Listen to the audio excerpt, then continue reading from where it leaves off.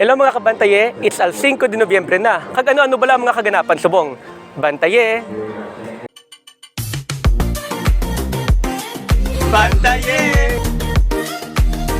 Bantaye! Remember the 5th of November. Remember the 5th of November. Al 5 de Nobyembre, ini ang tuigan nga ginasaulog sang Negros Occidental. Isa man ini ka non-working holiday. Pero mga kabantaye, ano ba lang natabo sang November 5, 1898? Hibaluon ta ina sa aton nga kabantaye nga si BYG Shana. Shana, take it away. Madamong nga salamat, Kabantaye Pao. This day is celebrated to commemorate the Negrenses revolt against the Spanish colonizer. The date is on November 5, 1898. Ang ini nga pakigbato nagresulta sa pag-surrender sang mga Spanish colonizers kag tungod diri natukod ang Negros Republic, kung sa diin naging isa ang Negros Occidental kag Negros Oriental. So imagine mga kabantaye kung nadayon ang ini nga republika. Sipak gid tani sa Pilipinas kag parehos ta sa Singapore nga independent sa Malaysia.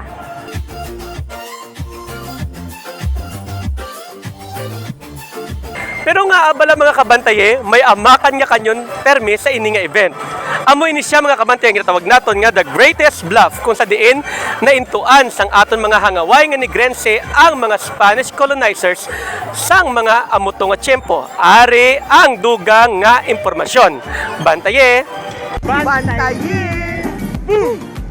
Okay mga kabyanan, ari kita subong sa tubang sang aton na City Hero. So amo na siya ang monumento ni General Juan Anacleto Araneta. We are celebrating the 121st al 5 de Nobyembre, ang isa ka revolusyon nga nag-free sa bilog nga Negros.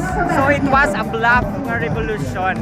Okay? So nagimo sila kuno sang mga rifles nga made of nipa hats, nipa fronts, and rolled kawali mats, mga amakan nga ginpintahan nila sang itom. Kag tapos, for the information of aton mga kabantaye, no, ini nga revolusyon wala gid may nadanak nga dugo. Yes, bloodless revolution. Correct. Boom!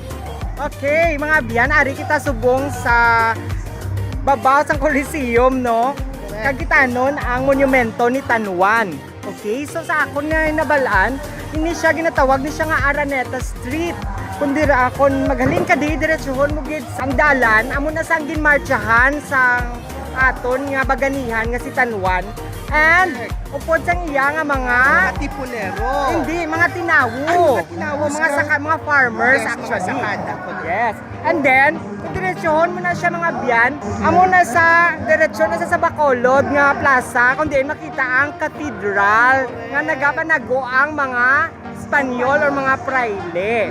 So, pero antes to sila magkadto, antes sila makalabot, nagpundo sila anay sa Matabang River. So, sang November 5 na siya natabuang ilang pagmarcha, halin gid sa dito sa Dinapalan, Hacienda Dinapalan sa Maaw. Correct. Mga kabantaye, hindi lang fancy drill, kag sigabong sa mga kanyon ang event nga may-ari diri sa mga fiesta. Kaya ang Philippine Navy, naghiwat man sila sang free haircut, free massage, kag free pedicure and manicure. O di ba, bongga? Bantaye!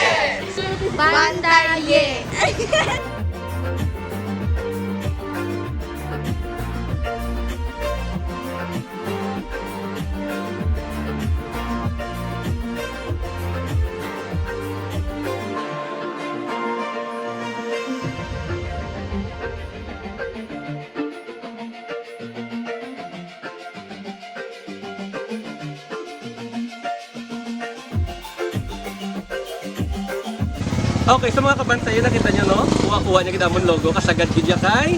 Bagay pangalan? Ha? Kay Maymay. Okay, so dali na kamo kung gusto niyo magpahena. Hasta kamo di ano? Sino kamo di? Subong eh? Hasta na tubong gali. Pero ko. Okay, sa dasang mga piyesta. Mayara para di sila. Yes, kasi mga katapusan mo. So, katla kamo di. Bantaye. Okay, so mga kabantaye, arita subong sa Coliseum for the next event naman sa aton nga al 5 de Nobyembre celebration. So may mga palagwaon di later. Okay? Ipakita naman sa inyo ang mga sneak peek or ang mga short videos sa mga palagwaon. Bantaye!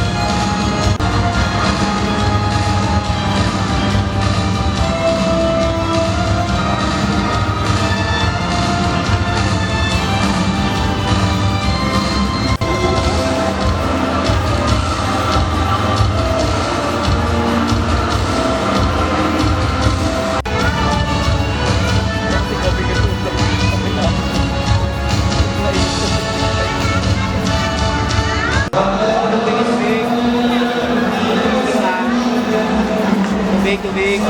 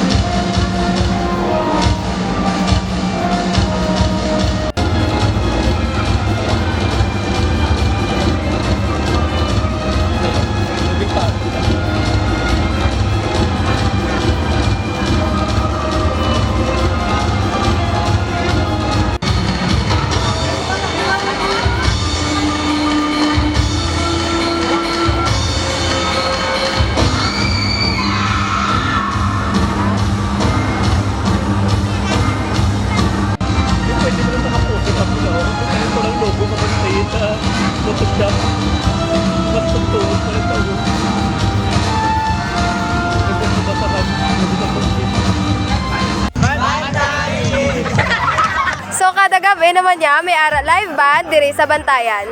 Amoy na ang mga hitabo subong nga al 5 de Nobyembre. Until next time, Bantaye! Bantaye!